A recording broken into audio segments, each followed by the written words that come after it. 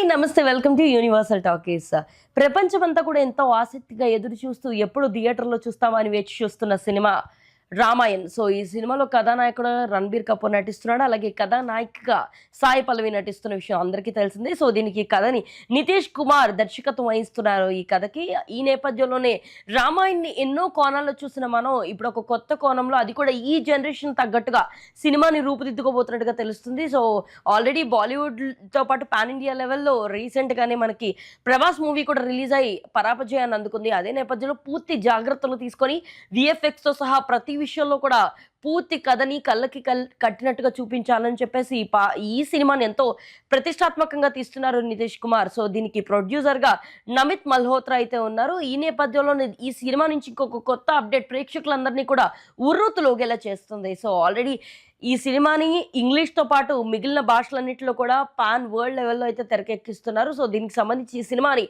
బాహుబలి డిస్ట్రిబ్యూటరే మొత్తం ఇండియా లెవెల్లో రిలీజ్ చేస్తానని చెప్పేసి ముందుకు రావడం ప్రేక్షకులందరినీ కూడా ఎంతో ఆనందానికి గురిచేస్తుంది. సో బాహుబలి సినిమాని హిందీలో ఎవరైతే డిస్ట్రిబ్యూటర్గా ఉండి విడుదల చేశారో ఆయనే కర్రర్ జోహార్ తన యొక్క ధర్మ ప్రొడక్షన్స్ డిస్ట్రిబ్యూటర్ లెవెల్లోనే ఈ సినిమాని కూడా, అది కూడా భారతదేశంలో మొత్తం అన్ని చోట్ల కూడా అన్ని భాషలో ఆయనే రిలీజ్ చేస్తానని చెప్పేసి ముందుకొచ్చారట. సో రామాయణ్ మూవీ ఆల్రెడీ కథ ప్రకారం అండ్ దానికి ఉన్న ఎక్స్పెక్టేషన్స్ ప్రకారం అండ్ రీసెంట్గా రణబీర్ కపూర్ లుక్ ప్రకారం కూడా ఎప్పటికప్పుడు ప్రచారంలోనే ఉంది. అలాగే ఇప్పుడు కరణ్ జోహార్ దీన్ని డిస్ట్రిబ్యూటర్గా ఉండి రిలీజ్ చేస్తానన్నమాట ఇంకొక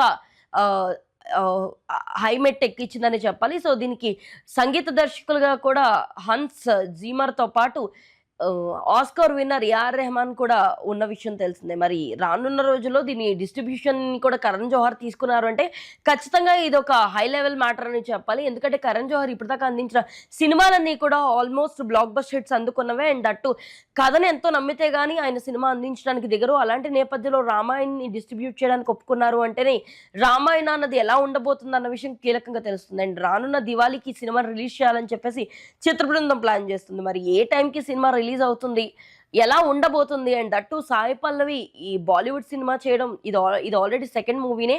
మరి ఆ కథ ఎలా ఉండబోతుంది అన్న విషయం అయితే వేచి చూడాల్సిందే. మరి రామాయణ్ పట్ల మీకున్న ఎక్స్పెక్టేషన్స్ని కామెంట్ సెక్షన్లో తెలియజేయండి. అండ్ మరిన్ని అప్డేట్స్ కోసం యూనివర్సల్ టాకీస్ని ఫాలో అవ్వండి.